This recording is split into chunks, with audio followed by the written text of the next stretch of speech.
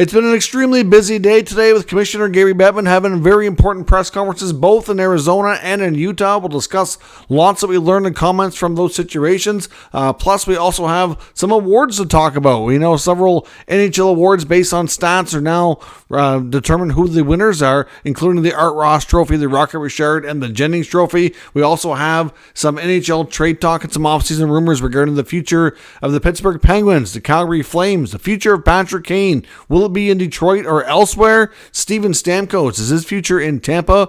Could he end up in a different market where he has some prior connections? Also some updates on the Philadelphia Flyers as well. All that and more coming up next. So welcome back to another video here at Top Shelf Hockey. As I mentioned, we do have a lot to cover today. It's been an extremely busy few days here of NHL news cycle. Before we jump into the news, I just want to acknowledge quickly a couple of quick retirements. Both Pavel Francouz, who we had talked about before, the former Avalanche goaltender who was expected to retire, has officially announced that over in Europe. So that's a done deal now. So Francouz will not be returning. And a longtime pro forward Brad Malone, who was more of a minor leaguer, but did get a decent amount of time in the NHL, played a lot with the Oilers here in recent years, certainly has connections back here to my home province in New Brunswick. He's announced his retirement as well. Malone's put in over 800 pro games between the AHL and the NHL. He was actually the captain the last few years for their AHL affiliate of the Oilers too. So good on them for their solid careers, and obviously wish them both the best moving forward. Before we also jump into the news here, I just want to remind everybody we do have their NHL bracket challenge league set up. It's Top Shelf Hockey 2024. I will link it in the pinned comment of this video. You can submit your bracket, join our league just for fun, just to see who in the NHL community can make the best predictions and get the most right amongst the NHL playoff series and the eventual Stanley Cup winner. So now, as I mentioned, it's been a busy day for Gary Bettman. He started his day in Arizona with a press conference earlier in the day with Alex Merulo talking about the Coyotes and their departure, what's next for that market. And then, of course, he's actually just wrapping up a press conference now in Utah with the introduction of the new Utah hockey team with Ryan Smith's group, etc. So this morning, of course, he had a press conference with Alex Merulo, as I mentioned. It's kind of hard to what to refer him as to. You want to call him former owner, but by all technicalities, he still owns the Coyotes. The Coyotes are just an inactive franchise. I mean, one of the Merulo quotes from earlier today, which I kind of thought was weird, but I guess it's technically true. He says that really all he's done is transfer the players and hockey operation staff to Utah. Everything else will stay the same. He'll still own the name, the logo, all the IP stuff, all that stuff. I'm like, okay, but you realize without any players or hockey operations, there really is no team. You just kind of own a name and a logo. And a website, I guess. But at the end of the day, it's just like an odd way of looking at it. But this was a unique and unusual transaction. We can definitely probably all agree on that. We also learned in that press conference that in order for the Coyotes to be activated, Alex Merulo has to give the NHL and Gary Bettman 18 months notice that he wants to apply for the team to be reactivated. And obviously, like I said, the main condition he has to meet is he has to have an arena that's ready to roll and it has to be completed. So 18 months ahead, assuming he gets the land purchased and they're well underway with the construction, when he feels they're 18 months out from being ready, would be when he would contact Bettman in the NHL and request the franchise to be reactivated. They'll review everything and then reactivate for a future date if everything is met. Of course, lots of people are still skeptical about whether or not it will be, but that remains to be seen here. The other piece of details we learned regarding Merulo and the future, some people said, well, maybe he'll just build an arena and sell it, and there'll be a new ownership group, because a lot of people, myself included, think if Arizona is going to have a successful hockey franchise and another attempt of this down the road, I really think it has to be a different owner. But that's going to be tough to do unless Merulo doesn't meet the qualifications for reactivation and ends up walking away from it. But he cannot sell the arena immediately. So Bettman has a clause in his agreement that he has to, if he builds the arena to get the franchise reactivated, he has to wait at least 5 years before he can sell it. The only thing he can do is he can sell a minority stake to take on a business partner up to 20%. But that is it. So I don't have a lot of confidence, but we will see. There's certainly going to be lots of challenges to overcome. But again, like I said, he seems determined. He says he's going to the land auction on June 27th. He intends to be successful, and he intends to move forward. So we'll see what he can do. We did learn today that Alex Merulo does not, which is not shocker. I think we already kind of knew this, but just really gave us confirmation that his communication skills are almost non-existent. They're very poor. He's not good at doing press conferences. Gary Bettman was very squirmy, interruptive. It was some odd exchanges there. Hard to kind of put into words exactly. But yeah, you can tell he's not good at communicating. When he was asked about why the team, the players, the staff, everybody was kept in the dark for so long, he did say that he was basically, he was on a gag order essentially and unable to talk. Over the years, though, when he said he's never really communicated a lot, he said he was quite often gagged. I'm not really sure what that really meant. It was kind of weird, but maybe I misinterpreted what he meant there. He was also said that he didn't like the media, and then he clarified and said, I don't really like the limelight. So like he doesn't clearly enjoy press conferences and dealing with the public and all that. He also said he didn't think Glendale would kick them out, but he said that they wanted him to sign a 20-year lease, and he didn't want to do that because he knew that things were not working well there. And obviously, getting there short-term would have been okay while they figured out a long-term solution, but they didn't want to be there long-term because it wasn't working. Bettman said it for him that he was losing a fair bit of money on this team as well, which really shouldn't be a major surprise. So it was awkward. It was weird.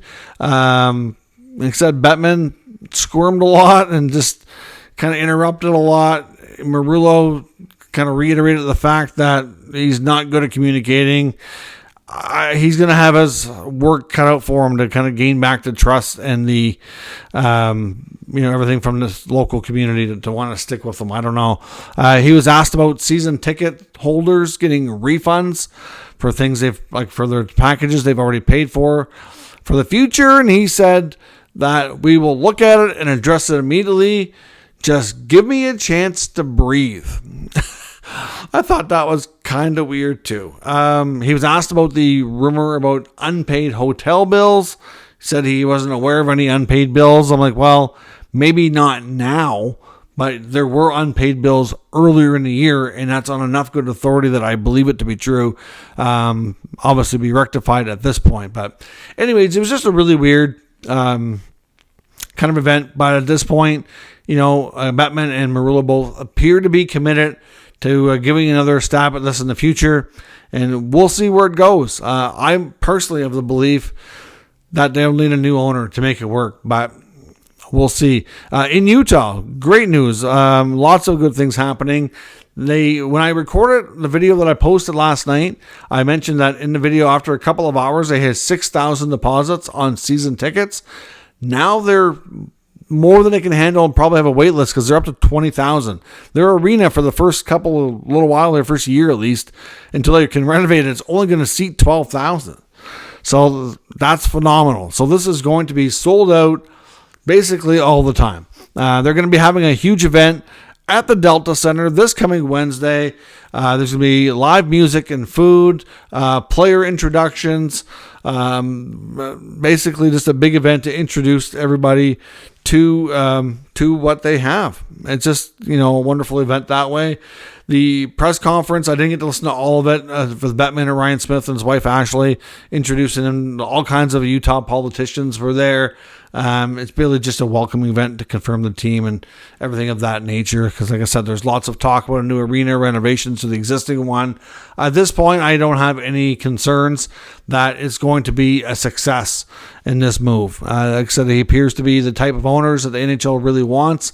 And I think this move was just as much about getting the team into Ryan Smith's hands as it was the market. I think more so, in fact. So overall, we continue to learn more about the whole Coyotes situation here, and it's been an interesting couple of days. The other thing we learned as well is that we talked yesterday about some of the patent trademarks that have been filed, so we don't know what they're going to call themselves yet. And there was apparently another one for the Utah Yetis. That's a name I could get behind. I think that could be a cool concept if they work with that. Although Ryan Smith has urged everybody to be aware that they're intending to be patient here. There is a 50-50 chance that they start next year with no name, and it's just the Utah Hockey Club. They want to make sure they get it right. So they're working on things. They have a marketing firm working on it. But you got to remember, like I said, like expansion teams, they usually get like a couple of years to do this stuff. He's trying to cram it into about 3 months, 3-4 months here. So, obviously to start playing in October, you'd have to have things done well in advance to have your jerseys made, your marketing, your media.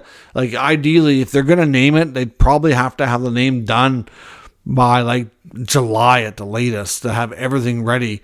So we'll see what happens, but Yetis is a name that I kind of like, and I think it's kind of cool. So we will see. So as I mentioned, the regular season is done. Playoffs start tomorrow.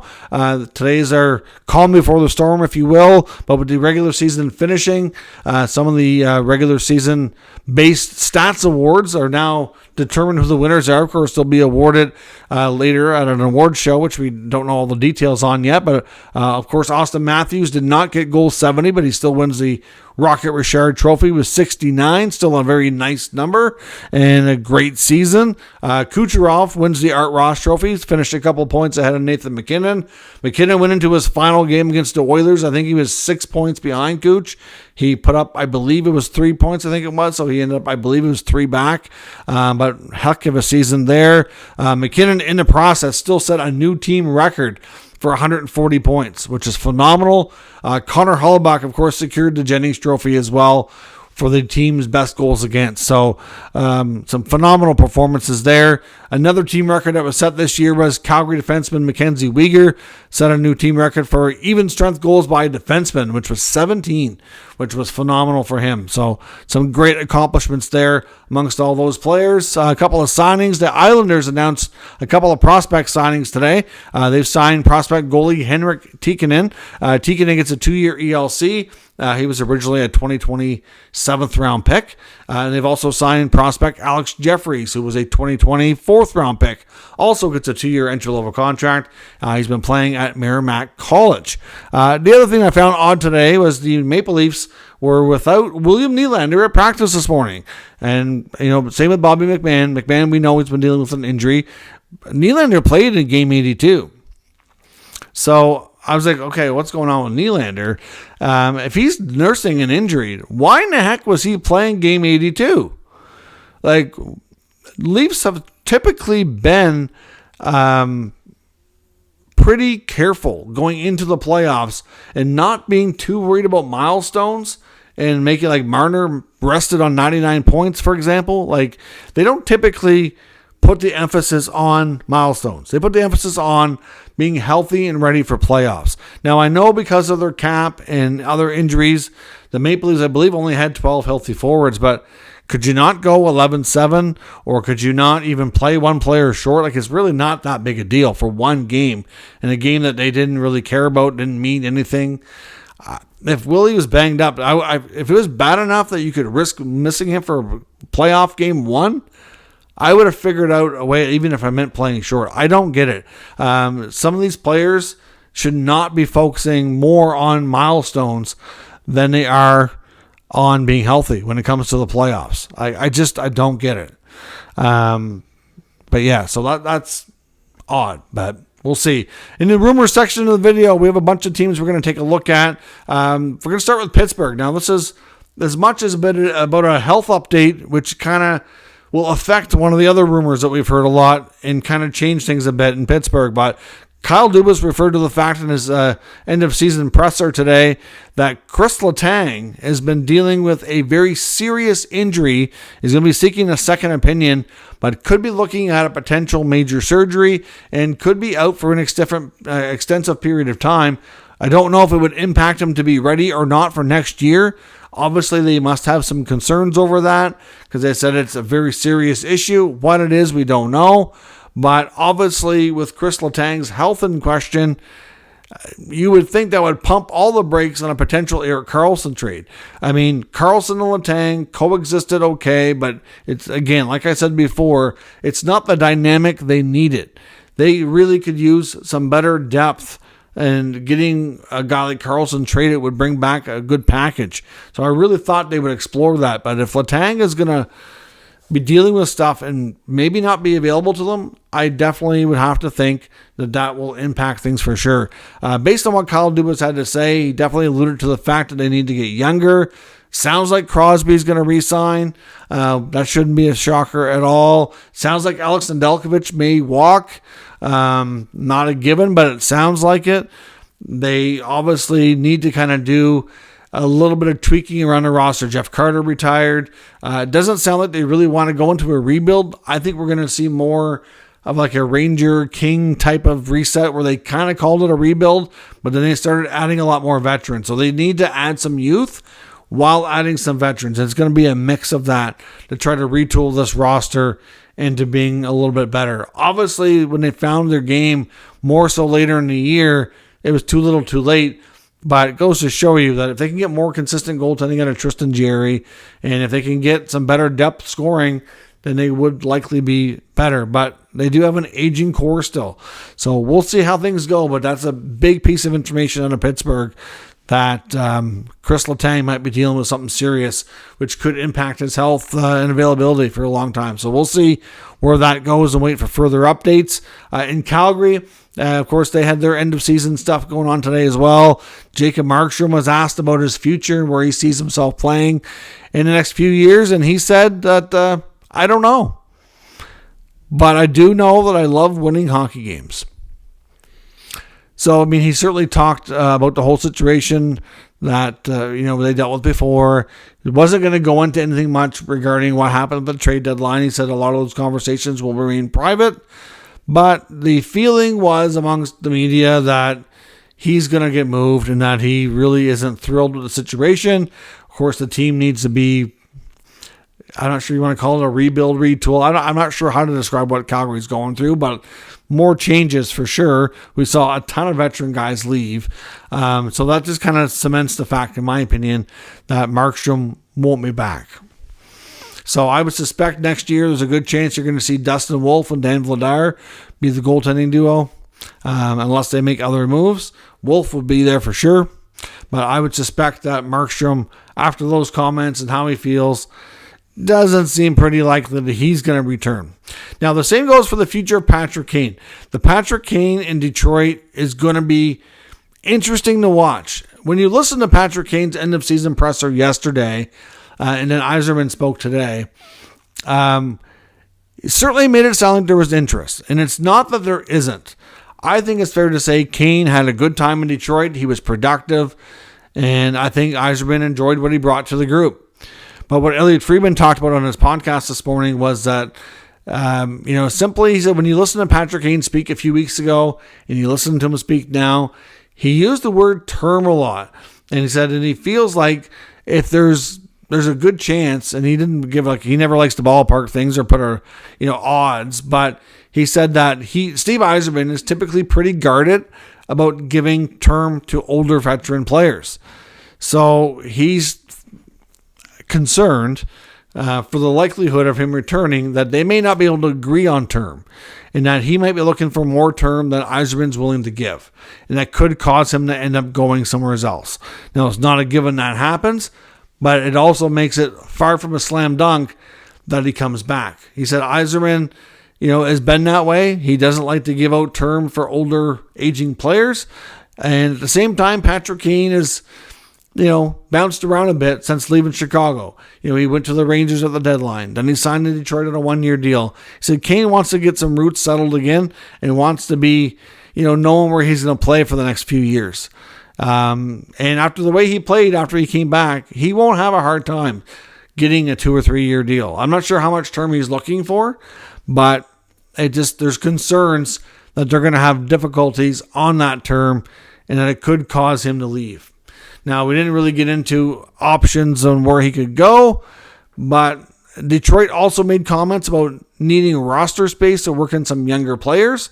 Derek Lalonde, the head coach, when he spoke, he said that it would be a question for Yzerman, but he believed that it would be a younger team next year. They referenced Jonathan Berggren, who likely deserves a spot next year. That means that some veteran guys are going to not be back, and could Kane be one of them? It certainly makes you wonder. It really does. But another player that could come to Detroit or even to Montreal would be Lightning captain Steven Stamkos. Wouldn't that be interesting? Now, of course, the future of the Lightning captain is very much in question. We don't know where things are going. We know that Julien Brisebois, the Lightning GM, had made it clear he was not even going to entertain thinking about it or putting much conversation into it until after the season. We know they're very tight on cap, and they can't really afford to give Stamkos a whole lot unless they move out some other money, which maybe they do. I don't know. But in Dan Rosen's recent mailbag on NHL.com, posted here in the last, I think it was about 2 days ago, I found it interesting to read that, of course, like Kane, he's not sure that the Lightning are going to want to give Stamkos the term that he's looking for. So, clearly that could be an issue when they come to coming to an agreement. Is there interest for him to return? Sure. But maybe they want him short-term, cheap money. Maybe he doesn't want that. They talked about in the article about connections that he has to both Montreal and Detroit. Of course, his former teammate, Marty St. Louis, who he was very close with, now coaching the Habs. We know the Habs would like to bring in, they have a lot of young pieces, and there certainly wouldn't be shocking if they can, especially if they can make a couple of moves to shed a couple contracts, that they bring in, one or two veteran players to insulate those kids. And Stamkos would be a terrific leader to do it. Knows St. Louis very well. It could be a great connection there. Or could he reconnect with his old GM and Steve Yzerman in Detroit? If Yzerman can't come to terms with Kane, could he target Stamkos? Now, if Stamkos has a hard time getting the term he's looking for in Tampa, I'd be shocked if he can get it out of Yzerman. But, I guess it depends on how Yzerman views him compared to Kane and what they need. But could he be a fit in Detroit or Montreal? Sure, at least there's connections there, and you could understand how they could use their influence to bring him there should things not work out. So do you see Stamkos being a Hab or Red Wing if things don't work out in Tampa? And lastly, some news out of Philly. Daniel Briere made comments about Ryan Johansson, saying that Ryan Johansson doesn't seem to believe he can play hockey anymore. And that is just really bizarre. He played every game for the Avalanche before he was traded. I honestly assumed that he talked about an injury because he hated torts. And I'm not saying the injury that he talked about is fake. It's just something that he was no longer willing to play through because he didn't want to play for him or possibly that organization. But the fact that, there's been talk that they were going to try to move his contract, maybe retain 50% on it again and knock it down further, maybe the Avalanche didn't want him at like $4 million or whatever he was getting after the retention on Nashville's side. But for him to say that he doesn't think he can play again, why it just makes you wonder, why was he playing then? Because he not only was he playing, he was an everyday player, never missed time. It's just bizarre. So the Flyers are going to be an interesting team to watch. I know Cam Atkinson was another player that appears, based on his comments, might not be coming back to the Flyers. They also confirmed that Mark Stahl wouldn't be back. He said that Guryanov wouldn't be back. And I guess they did confirm as well that Urson and Fedotov would be the goalie tandem next year. Jamie Drysdale needs surgery. Apparently he wasn't 100%. So that, another surgery for him in his young career. And the Flyers are going to be an interesting team to watch. But the Ryan Johansson thing, because he's been in the rumor mill for being traded, that the Flyers were just going to let him sit out, heal up, and they'll retain another 50% and move him. But if he can't play again, maybe he becomes an LTIR, player, and perhaps they continue having that at their disposal. I don't know. It just seems like a really weird scenario. But let me know your thoughts on all of today's news and rumors down in the comments. We'll discuss further. If you're new to the channel, make sure you subscribe and stick around. We'll keep you up to date with the latest news, rumors, and analysis of all 32 NHL teams. Thanks for watching, and I'll catch you next time.